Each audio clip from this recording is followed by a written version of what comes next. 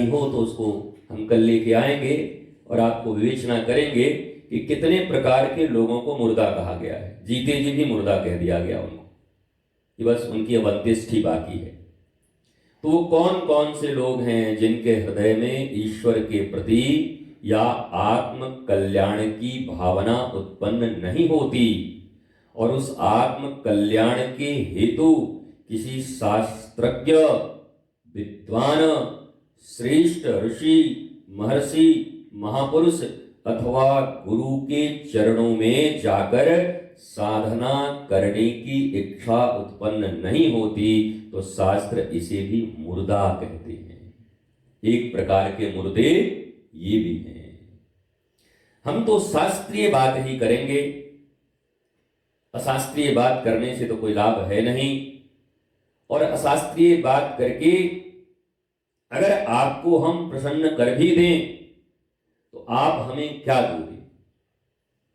आप हमें जगत के कुछ संसाधन दोगे, कुछ रुपया दोगे, कुछ धन इत्यादि दोगे, कुछ हमारी शारीरिक सेवा कर दोगे, हमारे लिए सुविधा उत्पन्न कर दोगे भौतिक रूप से। इसके अलावा क्या कर सकते हो? हमारी आध्यात्मिक यात्रा में, आध्यात्मिक जगत में जब आपकी स्वयं की ही पहुंच नहीं है तो आप हमारी क्या सहायता करेंगे? ऐसे ही प्रत्येक साधक को मित्रता करते समय यह सोचना चाहिए कि हमारी भौतिक चीजों में ये हमारा सहायक होगा, उनसे भी मित्रता करना जरूरी है। अगर आपके पंखे बिगड़ गए हैं और आप आध्यात्मिक पंखा वाला खोजेंगे तब तक गर्मी निकल जाएगी।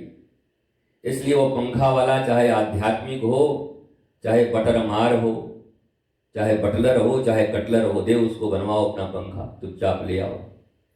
तो जहां आवश्यकताएं हैं भौतिक रूप से, ईंधन खत्म हो गई, घर में प्रसाद भोजन बनाना है, न बनाए तो शरीर माध्यम खलु धर्म साधनम, शरीर की हानि हो रही है, तो उस समय हम कहां खोजें कि आध्यात्मिक गैस वाला, आध्यात्मिक ईंधन वाला। हालांकि खोजोगे भी कैसे? आजकल सब कोई लिख तो ही रहा है, मुरली वाला, बंसी वाला, डमरू वाला, त्रिशूल वाला। कौन लिख रहा है कि 10 मुख रावण वाला? तो कोई लिख नहीं रहा है। कोई लिखेगा तो महाराज चलेगा कैसे? हालांकि भारत तो अब ऐसा हो गया कि रावण भी कहो तब भी चलोगे, कंस कहो तब भी चलोगे, तब भी जय जयकार है। लोगों की संख्या कम थोड़ी है। रावण नाम रख लो तब भी तुम्हें लोग मानने वाले मिलेंगे। क्यों? बोला गुरु जी ये तो घोर अनर्थ है। घोर क्यों अनर्थ है? अरे जब त्रेता युग में रावण को मानने वाले लाखों करोड़ों लोग थे तो कलयुग में न रहेंगे? लोग बड़े परेशान, महाराज रावण, कंस और दुर्योधन और दुर्जन और दुशासन राम रखने के बाद भी लोग उसके साथ हैं। हमको बिल्कुल अच्छा नहीं लगा महाराज, मन हमारा दुखी हो। काहे दुखी हो? कृष्णावतार में भी जितने लोग अर्जुन के साथ नहीं थे उतने दुशासन के साथ खड़े थे, दुर्योधन के साथ ज्यादा लोग खड़े थे। तब तो कृष्ण जी को तो दुख नहीं हो रहा था, या लोग नहीं कह रहे थे महाराज बताइए कलयुग आया नहीं तो महाकलयुग आप ही के युग में आ गया द्वापर में? तब तो उन्होंने नहीं कहा। हिरण्यकश्यप, हिरण्याक्ष, हिरण्याक्ष जब थे तो सबसे ज्यादा भीड़ किसके पास थी? हिरण्याक्ष के पास थी, और वो तो सतयुग था। तो सतयुग में उनके पास भीड़ थी, त्रेता में भी उनके पास भीड़ थी, द्वापर में भी उनके पास भीड़ थी। कलयुग में तो हमें कम लगता है। कभी कभी ठाकुर जी की तरफ हम देखते हैं, महाराज पूरा कलयुग में नहीं आया है क्या? बहुत कम कलयुग लाए, बताओ इतना ही भीड़ लग रहा है बेचारे के पास। फ्रॉड आदमी है, इतनी भीड़ कैसे लग रहा है? कुछ और लगवाओ, कुछ ज्यादा भीड़ लगवाओ, तब तो समझ में आए कलिकाल। इससे ज्यादा भीड़ तो तुम्हारे त्रेता में था रावण के पास, इससे ज्यादा भीड़ तो दुर्योधन और दुशासन के पास द्वापर में था, और अब भी इतना कम। तब लगता है ठाकुर जी कहते हैं अभी नहीं आया भाई, शास्त्रों के अनुसार कितने लाख वर्ष के बाद तब जाकर के आएगा। कितना लाख, कितना हजार वर्ष के बाद? अभी तो 5-6 हजार हो रहा है महाराज, अभी तो शुरुआत ही है। अभी तो पहला कदम, कली प्रथम चरणे, प्रथम चरणे भी है। बताओ एक ही चरण में ये हाल है, एक आध चरण और रख दिया कली में तो पता नहीं क्या होगा। इसलिए जीवन में एक ही चीज बार बार माफ करो। एक एक श्वास धीरे धीरे निकलती जाएगी और एक दिन मृत्यु दरवाजे पर खड़ी होगी, और वो कब खड़ी होगी कुछ पता नहीं, ये तो पक्का हो गया। प्रतिदिन अपने मित्रों को मरते हुए देखते हो, मित्र के माता पिता, भाई बहन, बहनोई, बेटा, कोई ना कोई खबर आ जाती, अरे जवान था एकदम, 21 साल का उम्र था, अभी अभी तो पिछली बार बस 2 ही साल तो उम्र हुआ था, 10 साल के बाद बच्चा घर में हुआ था बेचारा। रोज चा चा चा चा चा चा चा चा चा चा चा चा चा चा चा, पर अपने लिए नहीं चा चा चा चा करते, दुनिया के लिए चा चा चा चा कर रहे हो।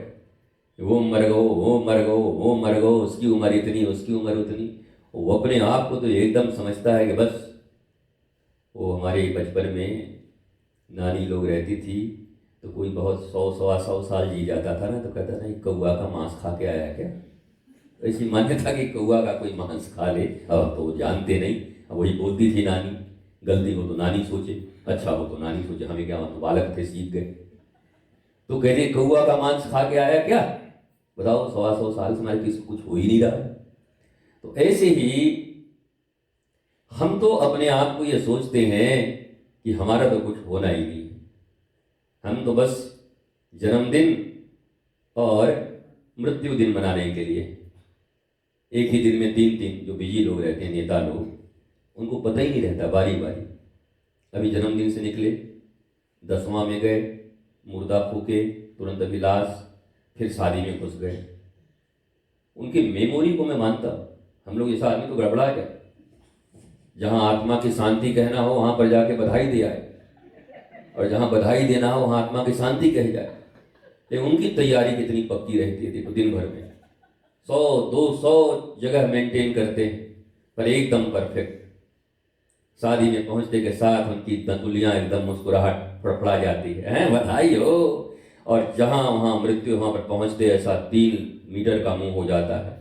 अद्भुत लोग हैं, एकदम एकदम लगता है कि घर का आदमी। अभी मैंने आपको बताया था चंकी पांडे वाला किस्सा, उसको सफ़ेद कपड़ा, जब बढ़िया स्टार था तो सफ़ेद कपड़ा पहना के उसको बुलवा करके और लाख रुपया में मुर्दा के यहाँ बुलवा लीजिए, और फिर उसके कान में बोले कि रोज आओगे तो और बढ़ जाएगा 50,000, और कह दो कि मेरे रिश्तेदार जैसे जैसे तो 50,000 और बढ़ जाएगा। तो महाराज कह ही दिया कि हमारे चचेरे के ममेरे कैसे भाई भी, तो जानता नहीं था कि मुर्दा कौन, पर आ गया, आगे मुर्दा के सामने खड़ा हो गया। खुद उसी ने बताया था, कुछ दिन पहले मैंने सुना था चंकी पांडे। तो मेरा यही कहना है आपसे, अगर आपके हृदय में अपने प्रति कभी भी यह भाव उत्पन्न नहीं होता, लोग कहते हैं मृत्यु का भाव उत्पन्न होना गुरु जी अच्छा है कि बुरा है, बहुत अच्छा। मृत्यु का भाव उत्पन्न न हो, जबकि मृत्यु ध्रुव सत्य है, तो क्यों नहीं उत्पन्न हो। भाई हमें पता है कि कल हमें दिल्ली जाना है, तो हम आज कितने बजे सोएंगे, प्रातः कितने बजे उठेंगे, कितने बजे तक सब अपनी नित्य क्रिया से निवृत्त हो करके, और अगर जल्दी जाना होगा तो जल्दी सारे कार्य करके निकल जाएंगे, क्योंकि दिल्ली जाना है, हमको पता है, हमको ट्रैवलिंग करनी, तो हम तैयारी तो करेंगे। अब मैं ये पूछता हूँ, ये जो 4 कंधे पर यात्रा होनी है, उसकी क्या तैयारी है आप लोग, कोई तैयारी है? उधार लेके जिंदा रहे, उधारे लेके मर जाओगे। हाय हाय करते जिंदा रहे, हाय हाय करते ही मर जाओगे। बोलो, कोई तैयारी है? कोई करता है दिन भर में 24 घंटे में? आज आप लोगों ने किया है अपनी मृत्यु की तैयारी? कौन कौन किया अपनी मृत्यु की तैयारी आज? बोला गुरु जी कहाँ सत्संग में फंस गए, हम सोचे थे कि आज कोई बढ़िया बात होगा, आज ही मौत की चर्चा शुरू हो गई। मौत से बड़ा डर लगता है आदमी को, मौत। हम तो भाई तो कहते हैं, तो मुकद्दर का सिकंदर एक फिल्म था, उसमें बोलता है वो कादर खान सिखाता है अमिताभ बच्चन को कि सिकंदर यहाँ मौत से किसकी रिश्तेदारी है, कल आज हमारी तो कल तुम्हारी बारी है। जिंदा हैं वो लोग जो मौत से टकराते हैं, मुर्दों से बदतर हैं वो लोग जो मौत से घबराते हैं।